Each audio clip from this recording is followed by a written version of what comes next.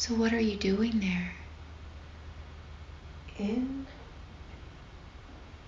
this little area facing towards this mountain and the creek, there's a path in the snow. Mm-hmm. Right up in front of it, there's a collection of crystals, and they're very icy blue in color Mm-hmm. and in nature. And there's like a soft blue light that emanates out from within them. It's a collection of them, and they're kind of arranged in like an altar, Mm-hmm. with the tallest one being in the middle towards the back, and then cascading down in size order from that Mm-hmm. point. But there's some metal around it in the back of it, almost like a backing to it. So it looks man-made? It does. Mm-hmm. Like they were strategically put there. Mm-hmm. Just in the woods? Yes. Mm-hmm. Do you get a sense of who put them there?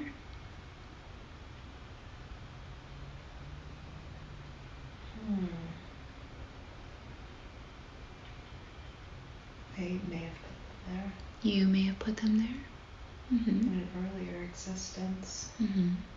So or then had something to do with them in an earlier existence. you did? They may have grown nearby and then were placed there. Mm-hmm. So let's find out if you put them there. I'm going to count backwards from 3 down to 1. When I reach the number 1, you'll be there. You'll be there putting the crystals together. What are you doing? We have a few people that have said they would help, and they're helping me to arrange the crystals in a very specific order. Mm-hmm. Why are you putting them in an order? They will correspond correctly to the energy that we're trying to create when they're in this specific order. It is what would be considered a religious ceremony Mm-hmm. from our home planet. A religious ceremony? We do not have religion, Mm-hmm. but the closest we could come to your understanding is that it is a religious ceremony. Who are you celebrating? This is the Creator, Mm-hmm. the opening of the earth. The opening of the earth. Could you tell me more about that? The opening of the earth creates a rift of light that emanates outward. And in this, there is Mm-hmm. there is a healing property that comes from this light. From inside the earth, from the opening? From these rifts that we can create in this ceremony. Mm-hmm. And it's healing. Is this healing for the people, for the planet? It will blanket the planet Mm-hmm. with the healing energy and the healing light. And it was important that we create this for later usage. For when? For usage for when? 800 years have passed Mm-hmm. since the last opening, and the next opening will be ticking down, ticking, Mm-hmm. The countdown? countdown. I get It is fast approaching. It is fast approaching Jen's timeline? Mm-hmm. And will this opening actually open in the earth? Or rift? The rift or chasm that it comes from will open and can be perceived. What the problem is what to do with the rift after.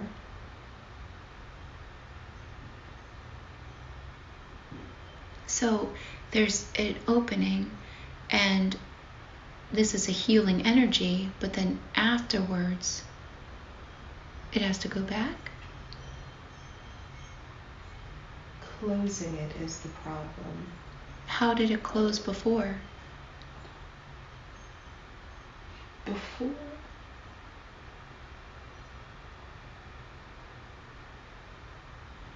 I need to focus.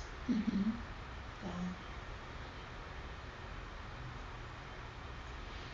Did it close before?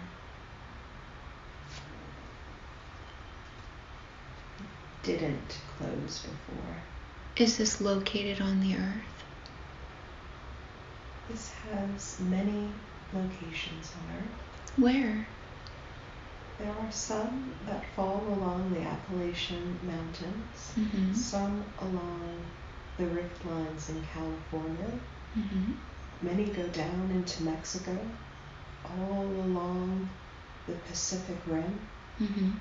into Siberia, even into Europe along the Rose Line, and further into the heart of Africa, Mm-hmm. down towards South Africa in that area, the Himalayan mountains, the Great Gobi Desert, the center of Australia. And what are they? Who put them there? The poles as well. The poles as well? These are naturally occurring energy rifts that you will find on a majority of planets that are inhabited. Mm-hmm. The energy is meant to be tapped into by placing these crystals close to them in the earth, and the energy will then be pulled from the crystals and will be used almost as similar to a tablet of sorts, where you can put your hands onto it and touch it and enforce this energy to come out. And it can have tremendous healing properties for anyone who is breathing Mm-hmm. when these are activated. Though in the hands of the wrong people, it can be a very negative experience, which has happened before. It has? What is? Yes. What happened? It will take over the mind of people who encounter it by chance or who have tapped into it out of desire, and they will use it to mold the vision that they prefer to see, which does not always equal better for all. But has this happened before? Most definitely. And that's why it is kept very well hidden now, Mm-hmm. as it has caused civilizations to disappear. So civilizations have disappeared when they use this crystal? Changed, disappeared. It has created anomalies on our planet as well. Can you tell me about that? Yes. For your first example, is the closest one in mind is what you would call your Bermuda Triangle, or the rift that exists in the ocean underneath the waters close to here. So that was created because someone was abusing these crystals? No, that is part of the rift system that connects to these crystals. Okay. And When I say rift, I see jagged, deep lines in the earth that would create like a chasm, or very, very deep, deep, deep chasms that are narrow. Okay. And ripped through the earth, slashed through the earth. Mm-hmm. So, who used these crystals? We were the first to use them as we brought them here to this planet. And who are you? I am the commander. Mm-hmm. And where are you from? I am from a dimensional planet that heard the need for the seeding of this planet. How did you hear that? It was announced. Mm-hmm. Just really loudly? It's more of a, what you would consider a telepathic understanding. Okay. There was a general awareness of this planet being created and its intention. And it was quite a stir for the many of us who are very closely connected in the universe. Mm-hmm. In this, we saw the potential. We saw the creationism that would go into it. And we also felt stifled on our own planet and longed for a new adventure, a new colonization effort, a creation of something new. And to do this, and to make sure that it was what would be habitable for our species, we placed the crystals there as our first altar. That was your first altar. To the divine universe. Why did you feel stifled by your own planet? What was wrong with your planet? Nothing new ever happened. No contrast? No. What did you guys do day to day? Pleasantly enjoyed each other. Mm-hmm. Shared memories of other experiences that we'd had on other planets and other lifetimes. This was not our original home planet too. This was definitely a planet that over what we would consider millions of years we had inhabited as well, and had become our home planet. And it is a continuum in our life existence that we will continue to inhabit new planets, and as we outgrow them, we will find the next. And it is that adventure that we can depend on. Do you create planets? Because I know you were supposed to seed Earth, but now are you creating a new planet, the new Earth? Are you talking in the sense of creating the rock and the sky and the atmosphere and the animals? Yes. Good question. There's a couple of different ways that I could answer that for you. And the best way is that we have engineered everything that breathes, and everything that thinks, and everything that creates. Everything else is another type of engineering effort, and it is more artificial and three-dimensional in generating efforts than most would realize. Now, there are concrete foundations to things, but not as much of it is as real as you would believe. So it's not really as real, so that means you can create an Earth, you create everything that's living and breathing, but it's not. What do you mean by that? Things such as sunsets and sunrises and mountaintops with mists on them, that is more of a hologram than you realize.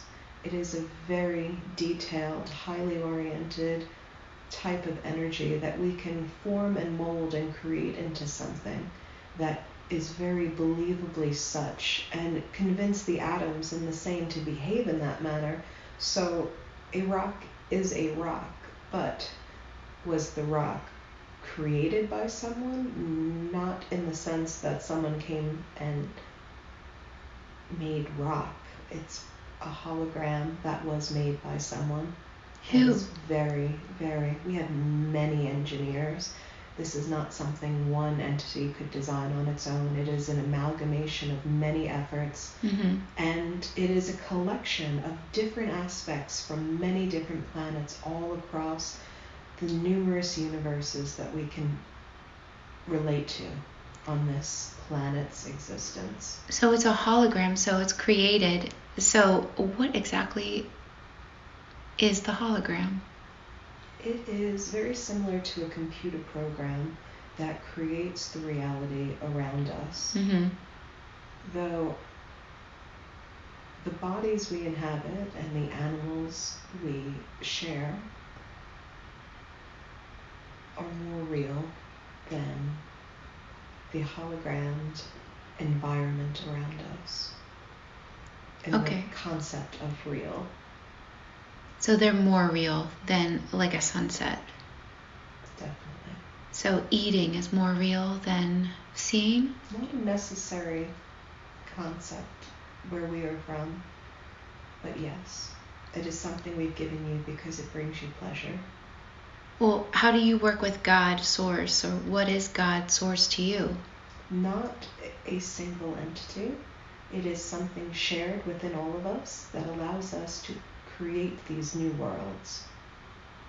So it is definitely not something you are aware of yet as a people. Yet it is inside every one that is breathing. So is source more inside of a person or outside, or both? You have to have the inside and the outside matching in order for someone's perception of reality to take place. And that's where that is. So source, or who created you? In a sense, we've all created ourselves. So your life on this other planet was created by you? We have continually recreated ourselves over and over again in efforts of learning new concepts and the betterment of our people. This life and death that you experience here is very unique to this planet. So you don't have life and death over there? It is more of a continual stream. Do you change bodies? When you feel that you've outgrown that body and that phase, you can choose as you would like and recreate. What do your people look like? Mostly very tall, very tall with very light, long blonde hair. They have very light colored eyes with green or blue, sometimes even purple. That is a very unique characteristic of our people.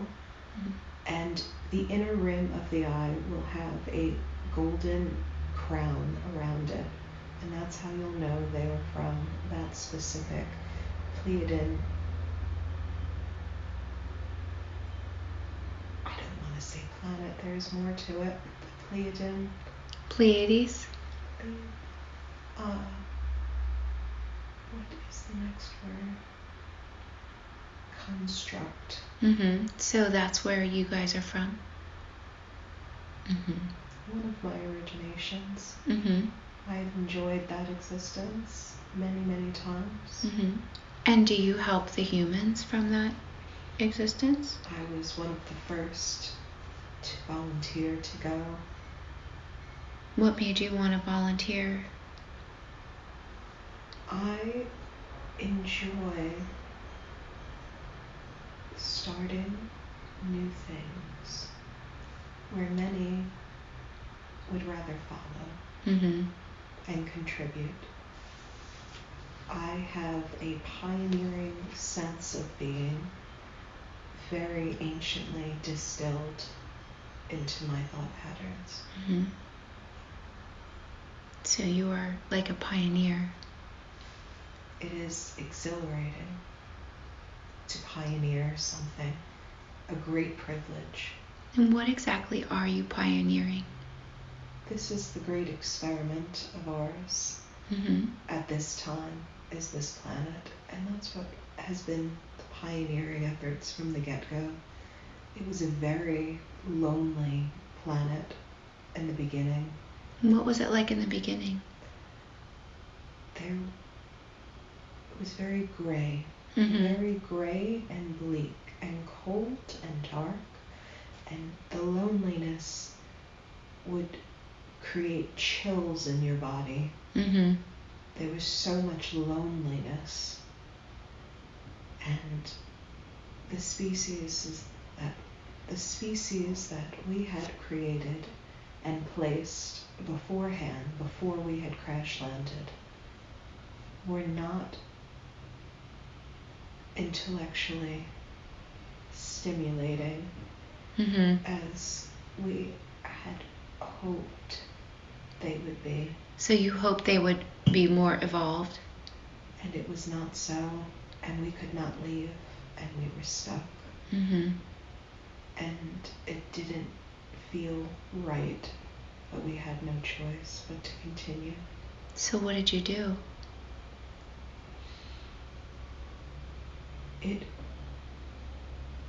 At first, we had to bury the one of us who did not make it through the landing. And in this, we had to swim out of the ship and take with us what we wanted. We made a couple of trips back and forth, but it was so cold. Where were you crash landed? Where did you crash? It is somewhere with a very strange type of rock quarry around me, where there are lines that go vertically through the rock. And the rock is a very dark gray, a very hard type of rock. And the water is a little more stagnant, less flowing,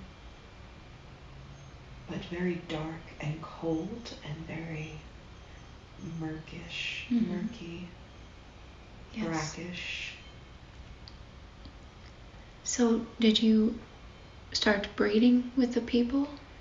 Eventually, not at first. It didn't feel right. Then the loneliness was too much, and we realized that it was part of the mission. It was not forceful. It was very natural, but not my favorite moment of this experiment. It wasn't your favorite? No. How many children did you have? There were many that did not make it, as their bodies were not inclined to carry a child such as this. They were more like a loyal pet than a companion. Right. In the sense of a human companion. And it was done not out of need and desire to do the act. It was done out of the need to continue our species. Yes. Within this. And so that is how it started? That was the very beginning. And it was terrible. It was terrible. It was terrible. It was terrifyingly lonely. And I was in charge of the others. You were? They had no knowledge that there would be a crash landing, and I did not either. Were they very upset?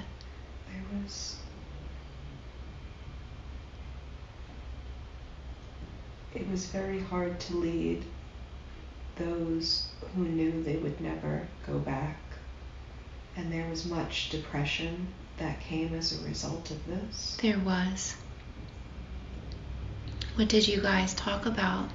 It was a very new concept for us. We had not experienced that in any recent lifetimes on our planet. We had evolved to a point of more or less mental perfection. How did it feel to feel depressed? It was soul-wrenching. Mm-hmm. We could not rip it from our bodies. We could not remove the feeling, and we yearned for home. Could you still communicate with your home planet? We still had crystals that we were able to salvage from the ship, but because the ship was underwater and damaged, it would not communicate effectively back. So you use crystals to communicate with your planet? As much as we could. Mm-hmm. We tried to send out signals, but we are on the ends of an outpost in our universe here. We are very isolated. And in this isolation, we knew that possibly a passing ship might pick up the beacon, Mm-hmm. but it was not going to reach our planet. What about all the other ships that crashed? Were you able to communicate with those? I knew there were others, but I had no idea where they were, Mm-hmm. or if any had survived. So you were just stranded, We alone. searched. That was the only ray of hope we Mm-hmm. had, was that we could find others. But the point was not for us to mix with our others who had landed as well. Right. It was more advised for us to avoid each other at all costs. Why is that? We needed to create individualized hybrids within Mm-hmm. those regions and create those groups of people and allow them to intermingle, not for us to stick with our own and create more of our own on this planet. I see. Well, was this before the dinosaurs or after? There are still remnants of the dinosaurs at this point, but we had to clear out the bigger ones. Did they eat the people? They were too much of a resource drain. Mm-hmm. The dinosaurs were. While they were fascinating to watch, it was, the channel needed changing. Can you tell me a little bit about them? Were they as pictured in the history books? There have been some alterations made where things were not exactly, but based on the bones that have been found, they have been able to recreate many of them from many time periods, Mm-hmm. though there are many more that they have yet to discover. There are. Yes. Did they look the same? Were they basically the same colors? The colors are more or less the same. Mm-hmm. Very earth-toned. They would blend in more to their environment based on where they were, and in ways help to camouflage them from other predators. But What about the T-Rex? Was that the one that would eat the people? T-Rex would, like the great white, tend to keep to themselves. Oh, so it's not quite. No, the people hunters were the smaller dinosaurs. Oh. The bigger ones were more, I want to eat a smaller dinosaur, not a tiny little person. Right. It is a hors d'oeuvre compared to a dinner. Mm-hmm. So they would eat smaller dinosaurs. People do not taste that great according to dinosaurs. Which dinosaurs would eat the people?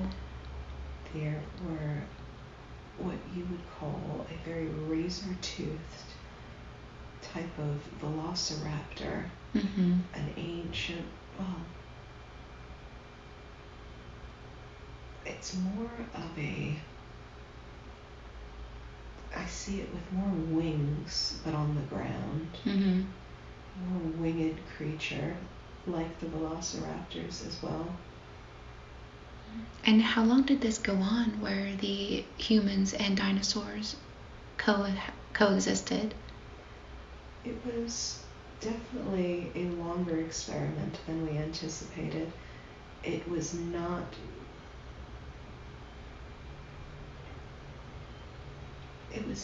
something that was kept because it just did not produce any results. Humans could not begin to evolve if they were constantly being hunted. Mm-hmm. And we wanted to change this evolutionary pattern. So there have been many instances where we would extinguish the grouping of these animals in a certain area. How would you do that?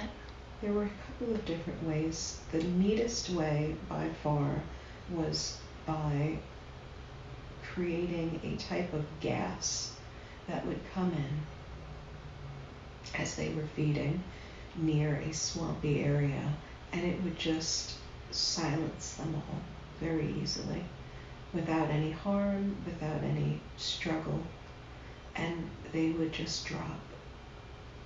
And die? Very close to water as well, so that way it would be quickly dealt with. Okay. The other ways, a bit more unpredictable. We have seen outside asteroid influence come in and decimate an area, but this does not make it very easy for people to live nearby as a result afterwards, and it is not a preferred method. So there were many methods used. It takes a very long time for some methods to clear away. We have learned over time that it is better to do it quickly rather than to create a bigger mess. So after you eradicated the dinosaurs, were you ever thinking about getting rid of people? There was no intention of getting rid of people. The people are the thing that we have come here to create, so it would mean the defuncting of our mission should we remove them. What do you want out of people? What are you hoping? What do you want the end result to be? That they will become as evolved in nature as we have on that planet and be able to communicate with us and join us in this knowledge in our club. How do they do that? How do humans? Time. What's the time and influence, and it creates the right parameters for this enlightening effect to happen. So what's the best way for a human to evolve and be able to communicate with you? The first step is awareness. There are many triggers placed around every single human on a daily basis. Can you give me an example? Yes, your numbers, for example. There are other things. There will be things people will see out of the corners of their eyes that make them guess that their reality is not as straightforward as they believe it is. Glitches, for example. There are also other examples that you will see in your daily understanding of who is around you, such as the child that is in the store crying on the other end will not be there when you go to look for it. So once you have the awareness that your reality is being created, that's a first step? First step. Well, what about the Mandela effect, where some people remember history differently? Is that the same? There is, in that, many different branches. So the creation of history will be remembered differently by myself than it will be by those who are on the ship with me. Yet it was still the same experience. There will be tiny caveats of information that will change based on our perception and how we were aligned at that moment. The same experience will come off very negatively for one and very positively for another based on their alignment to that situation. So it can be different for each person. Very much, and that's why history can be remembered very differently. For your Hitler, World War II was a glorious time. For those enslaved in camps, it will be the most traumatic experience of their most recent existence. And some will say it never happened. Well, and believe it, and it will never have happened. So some people actually didn't experience World War II? Some people did. Some people didn't. Some people have willed their minds to believe that that is not something that happened. And for them, it did not happen. Because they willed their minds that it didn't happen? The word fact is in fact not a fact. Fact is not a fact. So everybody's creating their own reality? 100%. What about Hitler's reality? What happened to Hitler? Hitler was a abused, neglected child that longed for attention. Mm-hmm. and was constantly denied his attention until he became a young man and suffered a nervous breakdown based upon chemical warfare in World War I. This opened him up as a channel to receiving the energy of fear.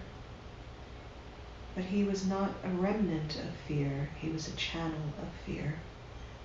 And he understood how to use this very wisely. So was this the fear virus? He became a channel for the fear virus on our planet? Yes. Through his exposure to certain chemicals in the trenches, it opened up his channel as he experienced devastation around him. Mm. So then... He's very misunderstood. So then what happened to him after he passed on? In the sense of, where did his energy go? Yeah. That was one energy that was not as easily recycled as the others, though he did not pass as many of you think he passed. How did he pass? He was much older, in a very warm climate, disguised heavily. Which climate? Where did he go? At first, he went down to the very tip of Africa and was smuggled through there. Mm-hmm. Then was brought over towards the very southernmost tip of South America, where colonization efforts had already been established, though there was a small period of time between him going from one continent to the other in order to protect while the rest of the planet dealt with the consequences of his actions. Mm. So how did he die? Old age. So he never suffered in his physical reality. He never felt that he was doing something wrong. Mm-hmm. What about in the afterlife when he saw what he did? He understood that this was part of his contract. And then in the perception of the fear that was installed in him, he saw why he took the road that he took. Mm-hmm. Was he planning on taking a different road before? He would have happily been an artist. Mm-hmm. And bothered no one if they had let him. How did he have so much control over so many people? He was the perfect vessel for the fear virus. Mm-hmm. Is the fear virus in other people now? Definitely. And it when always finds a way. Is that almost like the devil? Some have called it that. Mm-hmm. It's more than that, though. So it's stronger? It's almost, when we consider it from the other perspective, a very simplified version of it. You would think it would have a bit more magnanimity to it, considering how much it is and what it is. Giving it a single identity as a devil has always been quite humorous. Right, well, but it was powerful. He was able to control so many people. Definitely. That doesn't change, though. That is something that is very easily done by many leaders throughout history. Mm-hmm. Fear is the ultimate method of control. That's true. And whether you are a benevolent leader or a dictator, you will have to establish some form of fear in order to keep your kingdom in control. Maybe that's why I'm not a good leader. Well, so in the afterlife, he didn't become one with fear since he channeled fear? No. Fear cannot transcend into that. Okay. It is an earthly remnant. I guess what I'm wondering is, did he feel guilty and bad about all the people he harmed? No. Because it was his contract? It was not a feeling of guilt. It was a feeling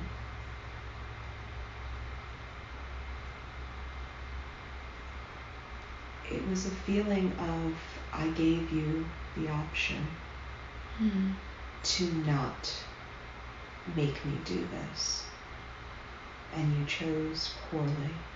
So and it is all your own undoing. So he realized he had a better option and he didn't take that one? He was denied a better option. Oh, by his upbringing? And in his early adult life, he did try to do the right thing. He just wanted to impress his father.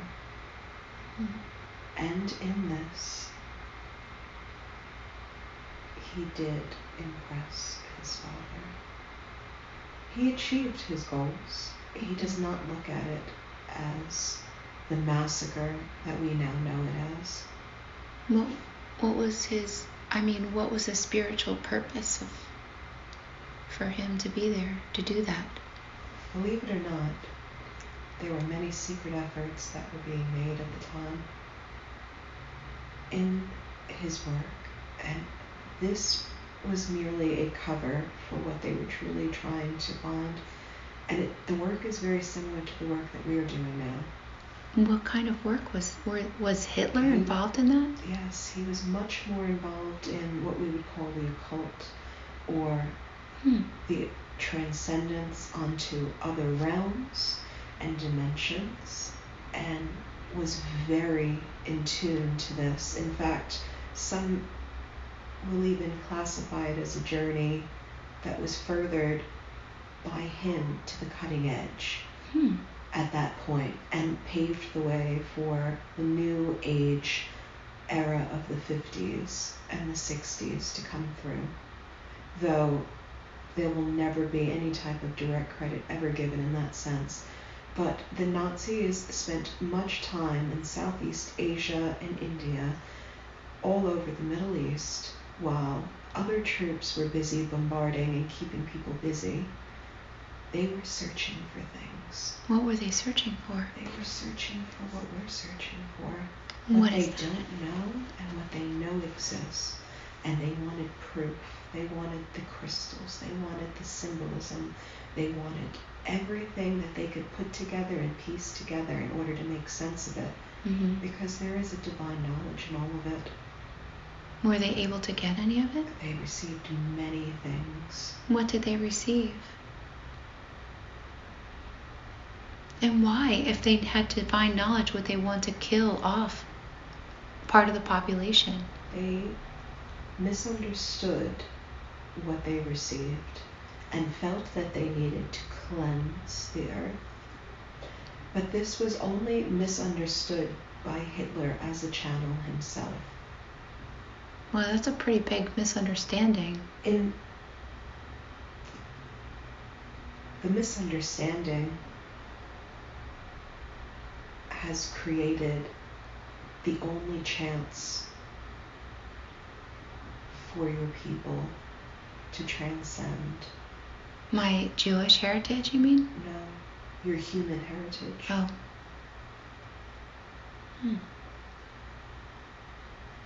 Had he not continued his journey,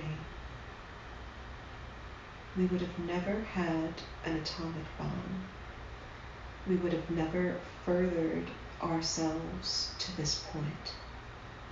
It is unfortunate, but it is how the energy played itself out with free will. Did the people that were killed in the Holocaust, did they come into their lifetime knowing that they would? Did they have a contract? Was it in their contract? As much of a contract as any contract has been for any of us, it was for them as well. And it was a very sacrificial effort made on behalf of millions and millions and millions. And that was, well, I have a relative who just passed away, but she was one of 3 that survived her city, and her whole family was killed. I wonder why she chose that experience. Yes. It is not the first experience she will have had in a civilization that would choose to massacre her and her family or put her through a existence where the lesson was so deeply embedded and traumatic. This has happened many, many, many times. It is just the most recent one in our memorable history. In each effect, every time you have an existence where something truly terrible happens, the knowledge that you gain from that when you cross over and go back is so immense that it allows you in that dimension to further your energy yielding potential. It is an accumulation. You accumulate while you're here. That is what it looks like. It is like an accumulation of happiness and misery, and they must be balanced. And when you take from that and you are able to efficiently fill them and balance from them, then you are able to regenerate. And then you evolve as a higher being. So you have to have both in order to evolve? Every time. You must have both. It has to equal. The experiences have to be of equal nature in order for you to evolve as a higher being. And so getting back to the question. Good is bad is what I see. I'm sorry. Go back to your question. No, but back to the question of how else can a human evolve? Number one was becoming aware that the reality is created. You can control how you are evolving more through your energy. You have a clearer picture of the evolutionary path you'd like to take, yet evolution is not something you can predict. It is more a nurturing, a nature-nurture creation, and what happens, happens, and that's the beauty of the evolution. It is very undescribable and unpicturable. It will be what it will be, and that's why we do it. It is the sheer surprise of what that will turn out to be is why we continue this path and why we put ourselves through so much, is we want to see what the next level will look like. So you don't know yet what the next level will look like? And that is the beauty of it all. If you were to want the next level to be like something, what would you want it to be like? I would like it to be more like this existence on this planet, in that we have the happiness that you find when you look at your new baby for the first time constantly around you, or the happiness you find when you find that the love you have for another is completely reciprocated, that exuberance, but all the time. Okay. Are you creating that right now on a new earth? That is the goal. And then how soon can people move to the new earth or the higher selves of people? It's already being seeded, though the environment is not 100% ready. Why? Within the next 2 generations, it will be inhabited. Will it be inhabited by the next 2 generations? By many of them. What about, say, Jen? Will she move to the new earth? No. She is committed to this earth, as she has been from the beginning. She will see it through till the end, and then will join the very populated new earth. It'll be very populated? She will be here till its last day. Okay. That was her desire. It is her baby, in a sense. And why have a new earth? Why? Why not? Well, what is wrong with this earth? It's just because of the fear virus? The fear virus has created a very unstable environment in which people cannot create as effectively as they would like. Yes, contrast is needed, but there is a difference between contrast and fear. Mm-hmm. And that is something that can be eradicated. It will allow us to appreciate each other more and fear each other less. And that is the first step. That is the first step. So just going back to the Hitler thing, so Hitler's, the purpose, the divine purpose behind Hitler was for the atomic energy to bring people together and create occult knowledge.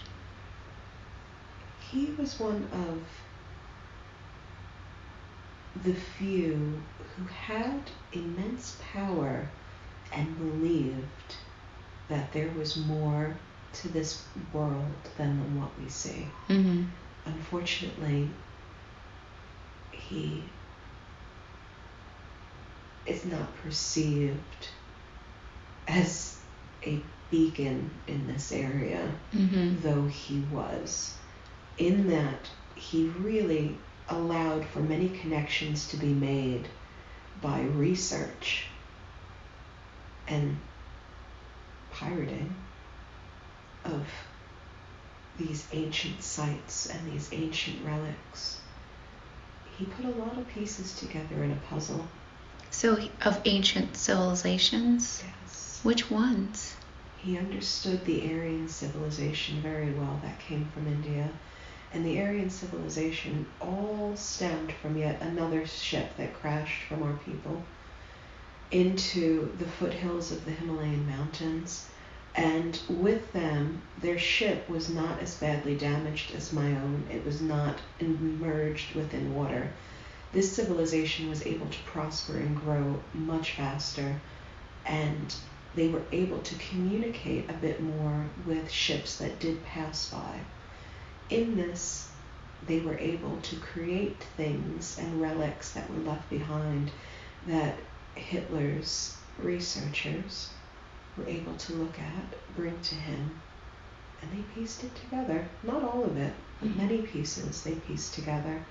That this was not just a coincidence, that there was a divine effort to bring all of these civilizations in evolvement at the same time, or at slightly different times in the same time frame, and for them to create this new earth.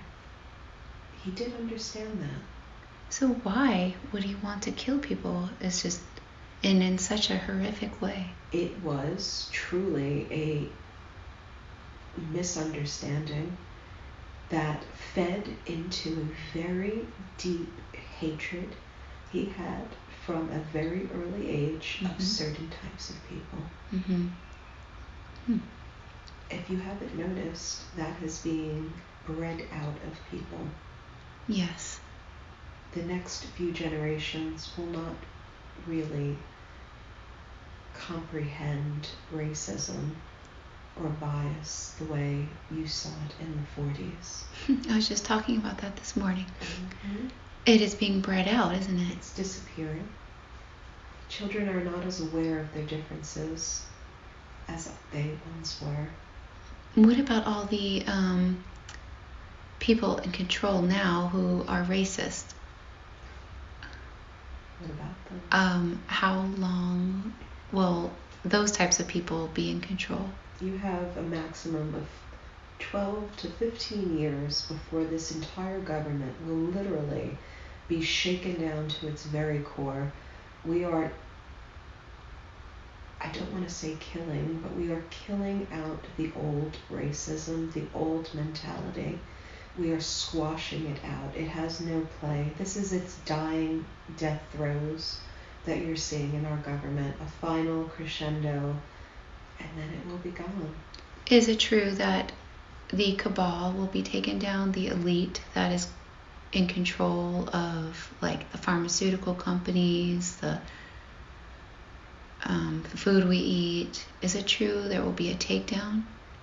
There will be a transfer over the next 15 years of people realizing that they no longer need these products, and it will naturally crumble.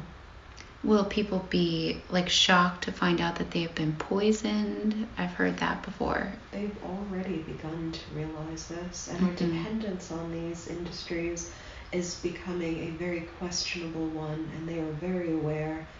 The smart ones are beginning to branch out and are looking at more holistic companies that they can begin now with and grow for the same intention, though. So it is really not what they are creating, it is really the intention of those who are in power.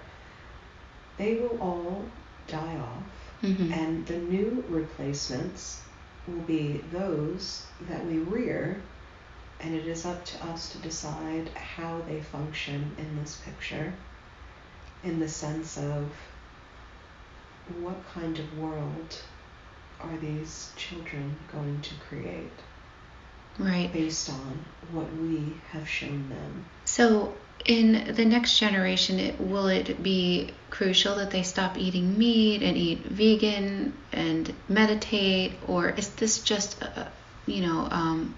just different according to the person?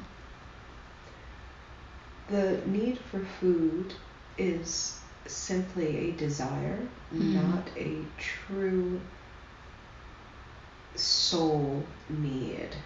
It is something you do for entertainment on this realm. On this realm, well, it does not necessarily matter what you eat. It matters what the vibration of that is that you are eating and what you are taking into your body.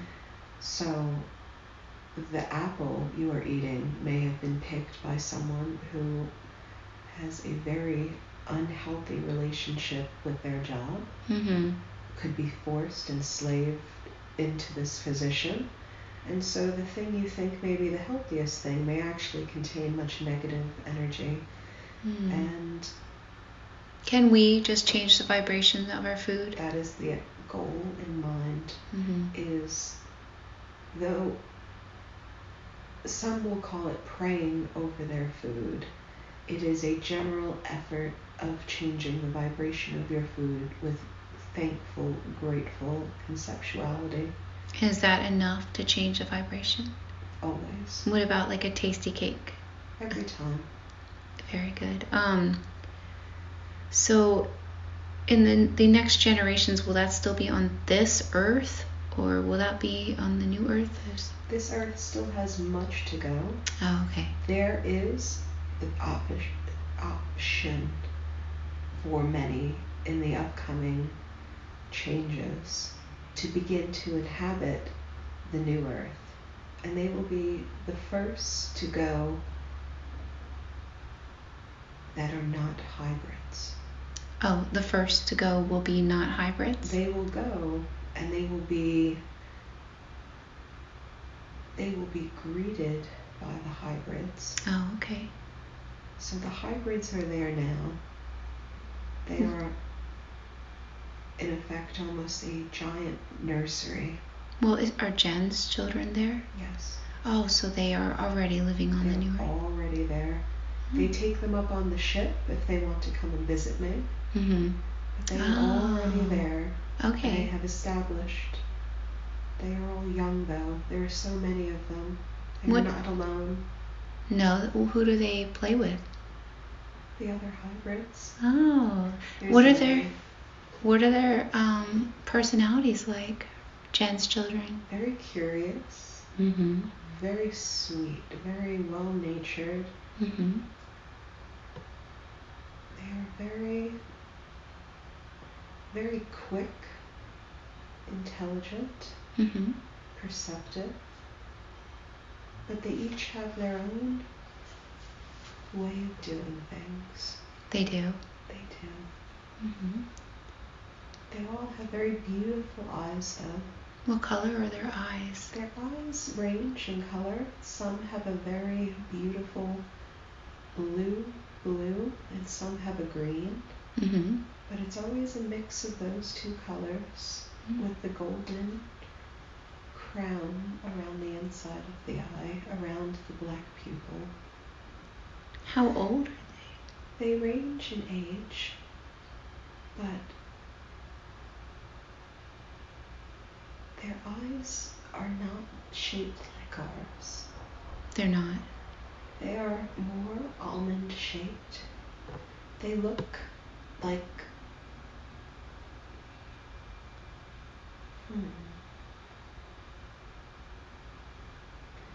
they look like, oh, I don't know. I just lost it. My nose got really itchy. Oh. The shape of the eyes. It's the shape of the eyes they let me see. Mm-hmm. They stopped me from seeing the rest of the face. Mm-hmm. It felt very happy there, though, where they are. They're Wonderful. very well cared for. It is truly, there is no fear there, and that's why it feels so good. There is none of that there. Mm-hmm. They scan you before you go on. How do they get rid of the fear if you have fear on you? They scan it out of you. They can detect it and pull it off. And literally, as if picture yourself walking through a metal detector, it pulls it off of you as you walk in. Now, some people have talked about after they pass away and they're leaving that body, their soul leaves the body, they go through a type of healing scanner. Is this the same thing? And they say they're pulling out all the negative energy. Does it have a red light to it? Yes. Yes, then that's the same exact one. So is that what you guys do? You scan people as they leave this planet? Oh, okay. It is a general scanning in order to remove your earthly impurities, specifically your fear virus, and any other diseases or amalgamations you have created as a result of your experience on this planet. It just purifies you so that way you don't bring any of that with you over there. I see. But it is not a heaven. It is truly a new earth. It is a new planet. It is a beautiful planet. Can you describe this new earth? Yes. It is a very green and blue and opulent with very, it just feels like almost everything's like a little bit bouncy. Like when you walk, there is not a heavy sense of gravity. Gravity is lighter. There is a little bit more of a bounce to your step, literally. Nothing is as heavy as this planet. There is no food. There is no need for it. There is gardening, though. There is a lot of that. There is beautiful, beautiful species of plants that are just grown together, and it's something you can just stare at for hours. There are 2 moons. There are 2 moons? 2 moons, 1 sun. And you can definitely see other planets in the distance, though. Can you see Earth? No. No. Definitely not. They had to be kept far from view from each other. Why is that? There could be no possibility that this planet would be found before it was ready to be found. It had to be well hidden and well orchestrated. So you basically created this new Earth. And beautiful. Do you work with God or Source? You just use Source? Correct. Okay. There is no overbearing feature like God. That just stems from the loneliness that came from our origination on this planet. If there was one person up there that could hear us, we would have been saved. Oh. And the rest misunderstood what we meant. So Source didn't exactly create you. You created yourself. From where? Source creates all. Oh, okay. But there is no white man in a robe with a beard But looking down on us all. But source is you, and we are also source? Everything is. Okay. We, from our previous experience, had just learned that we could manipulate the energies to create these new patterns within us. Mm-hmm. Now, remember, this is nothing new. Mm-hmm. This is something that has happened many, many, many times, and quite frankly, it will never end. It will continuously happen. So if it is a continuum, should we search for a creator? No. Do you want to search for a creator? Who created the continuum? Yes, who? Exactly. Where did that come from? Who created everything? You're not getting that. Or maybe that is not the right question. Because I felt like I was scoffed at the idea of who created all that when I thought it. What created all that? When?